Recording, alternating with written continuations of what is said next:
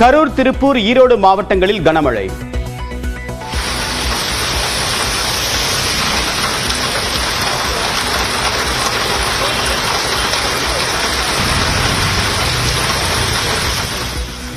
நாகை, மயிலாடுதுறை, சிவகங்கை மாவட்டங்களிலும் மழை கொட்டியது.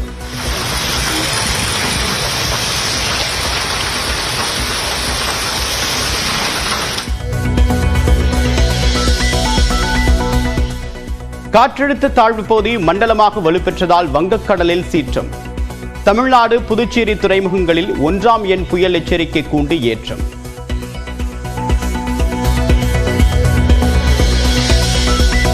இரண்டாயிரத்தி 26 சட்டமன்ற தேர்தலில் 200 தொகுதிகளுக்கு மேல் திமுக வெற்றி பெறும் என்று முதலமைச்சர் மு க ஸ்டாலின் நம்பிக்கை. ஈரோடு கிழக்கு தொகுதி மீண்டும் காங்கிரசுக்கு ஒதுக்கீடா என்ற கேள்விக்கு ஆலோசித்து முடிவு என்று பதில். ஈரோடு கிழக்கு காங்கிரசுக்கு ஒதுக்கிடுமா? அது முறையாக அவருடன் கலந்து பேசி முடிவெடுத்து அறிவிப்பார். மத்திய அரசை பார்த்து கீச்சு குரலிலாவது பேசுவாரா எடப்பாடி பழனிசாமி? சட்டமன்றத்தில் கூறியதையே திரும்ப திரும்ப பேசியதாகவும் முதலமைச்சர் மு க ஸ்டாலின் விமர்சனம். சொன்னதையே திரும்ப திரும்ப. இந்த வாழைப்பழங்கள் தெரியல உங்களுக்கு? செந்தில் கவுண்டமணி காமெடி தெரியல உங்களுக்கு? வாழைப்பழ கதை அது மாதிரி சட்டமன்றத்தை திரும்ப திரும்ப சொன்னார்.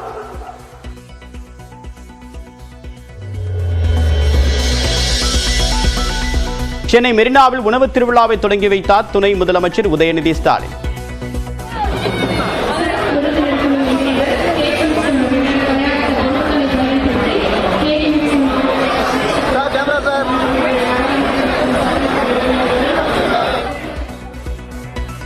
மகளிர் சுய உதவி குழுக்களின் விதவிதமான உணவை விரும்பி ருசித்த மக்கள்.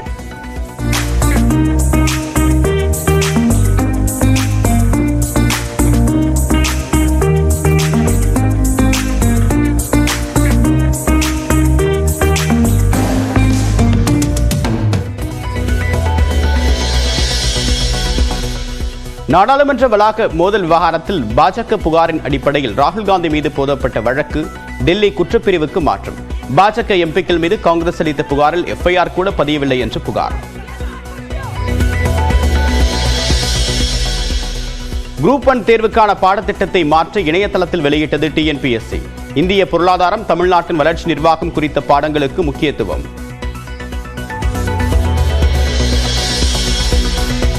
யுபிஎஸ்சி முதன்மை தேர்வில் வெற்றி பெற்றவர்களுக்கான நேர்காணல் அட்டவணை வெளியீடு. ஜனவரி 17ஆம் தேதி முதல் ஏப்ரல் 17ஆம் தேதி வரை நேர்காணல் நடத்தப்படும் என்று அறிவிப்பு. உச்சநீதிமன்ற உத்தரவின்படி பல்கலைக்கழக துணைவேந்தர்களை தேர்வு செய்வதற்கான தேடுதல் குழுவில் யுஜிசி உறுப்பினர்களை சேர்க்க வேண்டியது கட்டாயம். உண்மைக்கு மாறான தகவல்களை உயர்கல்வித்துறை அமைச்சர் வெளியிட்டிருப்பதாக ஆளுநர் குற்றச்சாட்டு.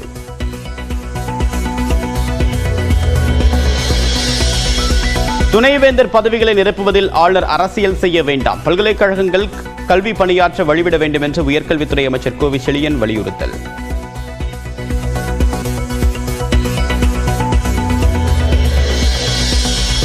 நெல்லையில் மாவட்ட நீதிமன்றம் முன்பாக இளைஞர் வெட்டி கொல்லப்பட்ட வழக்கில் 7 பேர் கைது. இளைஞர் மாயாண்டியை கொடூரமாக வெட்டி கொள்ளும் வீடியோவும் வெளியானது.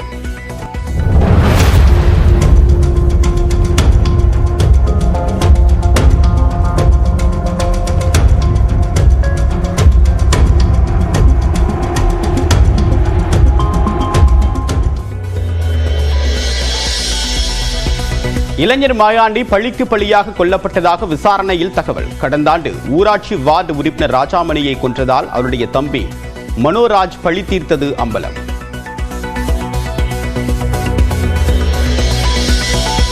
திமுக ஆட்சியில் சட்ட ஒழுங்கு மீள முடியாத அளவிற்கு சென்றுவிட்டது. நெல்லையில் நீதிமன்றம் அருகே நடைபெற்ற கொலையை மேற்கோள் காட்டி அதிமுக பொதுச் செயலாளர் எடப்பாடி பழனிசாமி கண்டனம். பழனி அருகே சத்திரப்பட்டியில் நிதி நிறுவன அதிபர் செந்தில்குமார் வீட்டில் 3 நாட்களாக நடைபெற்ற சோதனை நிறைவு. வருமான வரித்துறை சோதனையில் ஏராளமான முக்கிய ஆவணங்கள் சிக்கின. நெல்லையில் கொட்டப்பட்ட மருத்துவ கழிவுகள் அபாயகரமானதில்லை என்று கூறிய கேரள ஆய்வுக்குழு. அபாயகரமானது இல்லை என்றால் நெல்லைக்கு கொண்டு வந்து கொட்ட காரணம் என்ன என்று சரமாரியாக கேள்வி எழுப்பிய மாவட்ட ஆட்சியர்.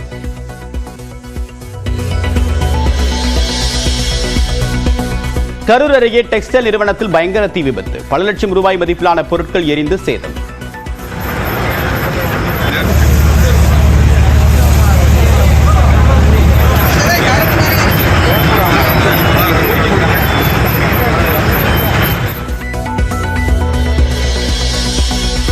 கோவையில் அல்வுமா இயக்க தலைவர் பாட்ஷா இறுதி ஊர்வலத்திற்கு அனுமதி அளித்ததை கண்டித்து பாஜகவினர் மற்றும் இந்து அமைப்பினர் பேரணி. அண்ணாமலை, வானதி சீனிவாசன் உள்ளிட்டோர் கைது செய்யப்பட்டு விடுவிப்பு.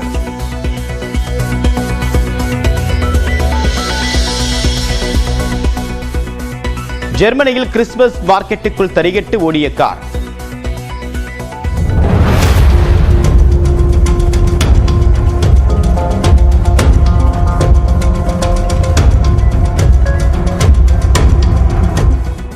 ஐம்பதற்கும் மேற்பட்டோர் காயமடைந்த நிலையில் கார் ஓட்டுநர் கைது.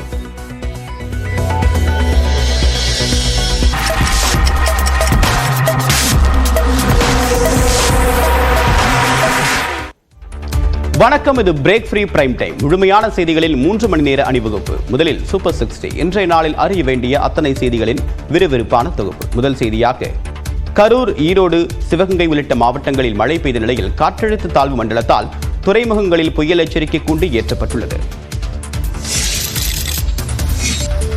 கரூர் மற்றும் திருப்பூர் மாவட்டங்களில் கனமழை பெய்ததால் விவசாயிகள் மற்றும் பொதுமக்கள் மகிழ்ச்சி அடைந்தனர். கரூரில் கடந்த 2 நாட்களாக கடுமையான வெயில் வாட்டி வந்த நிலையில் திருமாநிலையூர், வெங்கமேடு, காந்தி கிராமம், தாந்தோன்றிமலை, சுக்காலியூர் உள்ளிட்ட பகுதிகளில் 30 நிமிடத்திற்கு மேலாக பலத்த மழை பெய்தது. இதனால் வெப்பம் தணிந்து குளிர்ச்சியான சூழல் நிலவியதால் பொதுமக்கள் மகிழ்ச்சி அடைந்தனர்.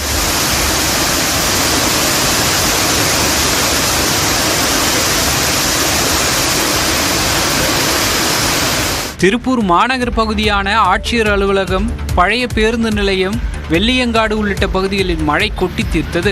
இதன் காரணமாக சாலைகளில் அதிக அளவில் மழைநீர் தேங்கியதால் வாகனங்கள் ஊர்ந்து சென்றன.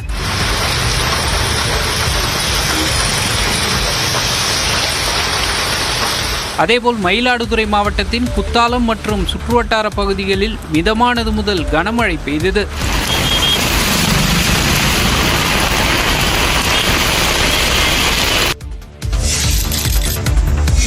நாகை, ஈரோடு, சிவகங்கை மாவட்டங்களின் பல்வேறு பகுதிகளில் கனமழை பெய்தது. ஈரோடு மாவட்டத்தில் கோபிச்செட்டிப்பாளையம், குள்ளம்பாளையம், வெள்ளாளப்பாளையம், மொடச்சூர், கரட்டடிப்பாளையம் ஆகிய இடங்களில் 1 மணி நேரத்திற்கு மேலாக மழை வெளுத்து வாங்கியது. இதனால் விவசாயிகள் மற்றும் பொதுமக்கள் மகிழ்ச்சி அடைந்தனர்.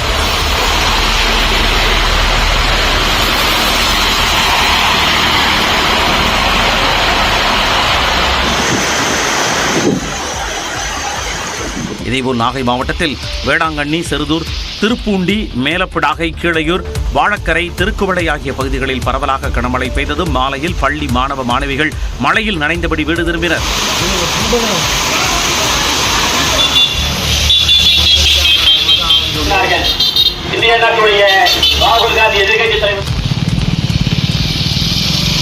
சிவகங்கை மற்றும் அதன் சுற்றுவட்டார பகுதிகளில் கனமழை பெய்தது. வாணியங்குடி, முத்துப்பட்டி, காஞ்சிரங்கால், பையூர் ஆகிய இடங்களில் மழை பெய்தது.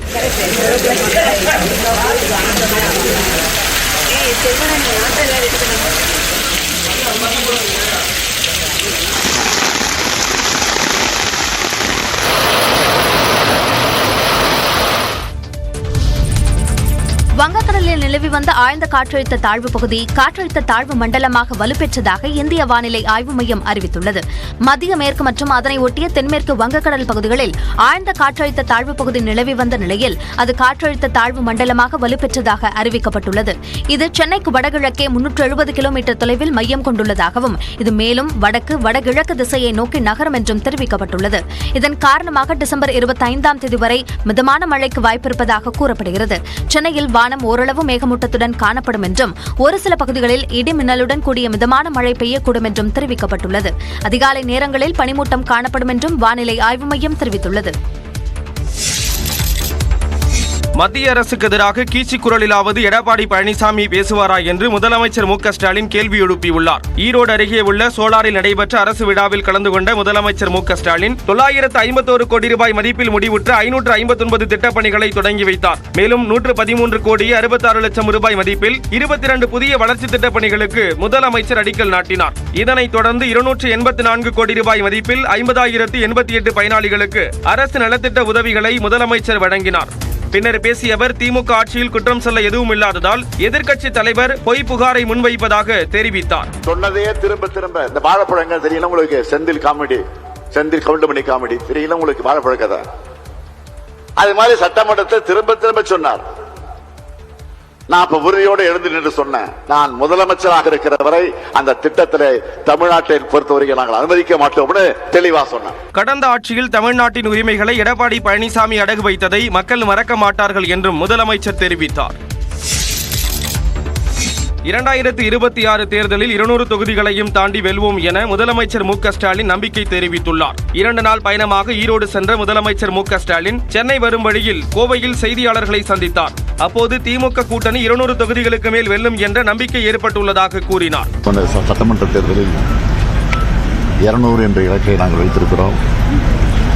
ஆனால் ஈரோட்டினுடைய கலாய்வில நான் உணர்ந்த உணர்வு என்னென்று கேட்டால் 200 தாண்டி நடிகர்கள் அரசியலுக்கு வருவது குறித்த கேள்விக்கும் முதலமைச்சர் பதிலளித்தார். நடிகர்கள் அரசியலுக்கு வருவது எப்படி சார் பாக்குறீங்க?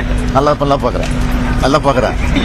ஈரோடு கிழக்கு தொகுதி காங்கிரசுக்கு ஒதுக்கப்படுமா என்ற கேள்விக்கு ஆலோசித்து முடிவு செய்யப்படும் என்று முதலமைச்சர் விளக்கம் அளித்தார். ஈரோடு கிழக்கு காங்கிரசுக்கு ஒதுக்கிடுமா? அது முறையாக அவருடன் கலந்து பேசி முடிவெடுத்து அறிவித்தார். ஒரே நாடு ஒரே தேர்தல் ஜனநாயகத்தை படுகொடியில் தள்ளக்கூடிய மோசமான செயல் என்றும் முதலமைச்சர் விமர்சித்தார்.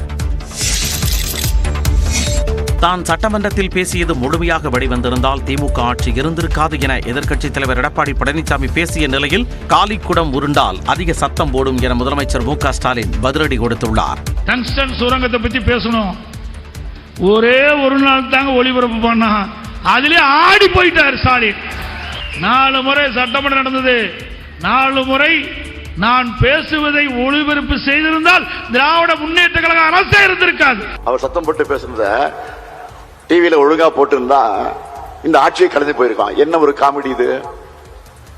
நான் அவருக்கு அன்போடு பொறுமையோடு சொல்லுகிறேன், பழனிசாமி அவர்களே, காலி குளம் உருண்டா சத்தம் அதிகமா தான் வரும். அதே போல நீங்க உருண்டு புரண்டு சத்தம் போட்டாலும் அதுல உண்மை ஒரு துளியும் கிடையாது. இன்னும் சொல்றேன், பொய் நெல்ல குத்தி பொங்கல் வைக்க முடியாது. 4 வருஷம் ஆட்சியில் இருந்து உங்க பதவி சுகத்துக்காக சுயலாபத்துக்காக பலருக்கு துரோகம் செஞ்சு தமிழ்நாட்டோட உரிமைகளை அடமானம் வச்சது உங்க கட்சி தான் மக்களுக்கு நல்லாவே தெரியும். நகர்ப்புற வாழ்வாதார இயக்ககத்தின் சார்பில் சென்னை மெரினா கடற்கரையில் உணவு திருவிழாவை துணை முதலமைச்சர் உதயநிதி ஸ்டாலின் தொடங்கி வைத்து உணவுகளை ருசித்தார்.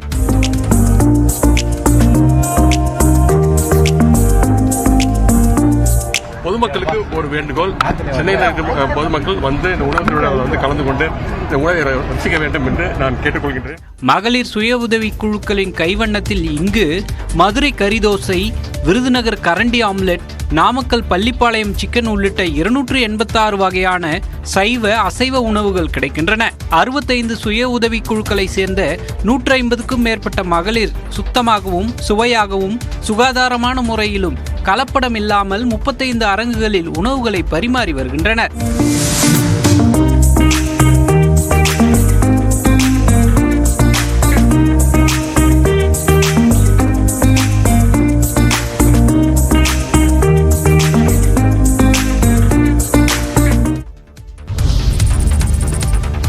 டிஎன்பிஎஸ்சி குரூப் 1 முதல்நிலை தேர்வுக்கான பாடத்திட்டம் மாற்றியமைக்கப்பட்டுள்ள நிலையில் புதிய பாடத்திட்டம் இணையதளத்தில் வெளியிடப்பட்டுள்ளது. புதிய பாடத்திட்டத்தின்படி குரூப் 1 முதல்நிலை தேர்வின் பொது அறிவு பிரிவில் 6 பாடங்களில் இருந்து கேள்விகள் இடம்பெறும் என்று தெரிவிக்கப்பட்டுள்ளது. ஏற்கனவே 9 பாடங்கள் இருந்த நிலையில் தற்போது 3 பாடங்கள் குறைக்கப்பட்ட 6 பாடங்களில் இருந்து மட்டுமே கேள்விகள் இம்முறை இடம்பெறுகின்றன. அதிகபட்சமாக இந்திய பொருளாதாரம் மற்றும் தமிழ்நாட்டின் வளர்ச்சி நிர்வாகம் குறித்த பாடங்களில் இருந்து 50 கேள்விகள் கேட்கப்படும் எனவும், அதற்கு அடுத்தபடியாக இந்திய ஆட்சியல் பாடத்தில் இருந்து 40 கேள்விகளும், தமிழ்நாட்டின் வரலாறு பண்பாடு அரசியல் இயக்கங்கள் பாடத்தில் இருந்து 40 கேள்விகளும் கேட்கப்படும் என்று டிஎன்பிஎஸ்சி தெரிவித்துள்ளது. பொது அறிவு பிரிவில் மொத்தம் 175 கேள்விகள் இடம்பெறும் எனவும் தெரிவிக்கப்பட்டுள்ளது. அறிவியல் தொழில்நுட்ப பாடத்திற்கு முக்கியத்துவம் அளிக்கப்பட்டுள்ளது. இரண்டாவதாக திறனறிவு மற்றும் மனக்கணக்கு நுண்ணறிவு பிரிவில் இருந்து மொத்தம் 25 கேள்விகள் கேட்கப்படும் எனவும் அரசு பணியாளர் தேர்வாணையம் அறிவித்துள்ளது. வருடாந்திர அட்டவணைப்படி குரூப் 1 தேர்வுக்கான அறிவிக்கையை வரும் ஏப்ரல் மாதம் வெளியிட்டு முதல்நிலை தேர்வை ஜூன் மாதத்தில் நடத்த திட்டமிடப்பட்டுள்ளது.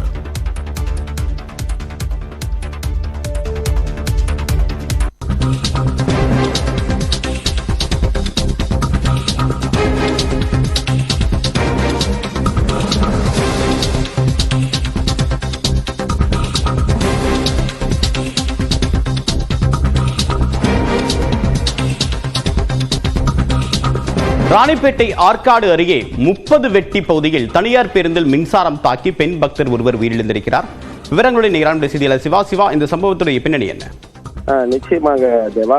வாணியம்பாடியிலிருந்து மேல்மருவத்தூர் கோவிலுக்கு பக்தர்களை ஏற்றிக் கொண்ட தனியார் பேருந்து குறிப்பாக சொல்ல போனா ஆற்காடு முப்பந்தொட்டி அருகே இந்த சாலை செய்யாறு டு ஆற்காடு சாலையில தனியார் டீ கடைக்கு நின்று இருக்காங்க.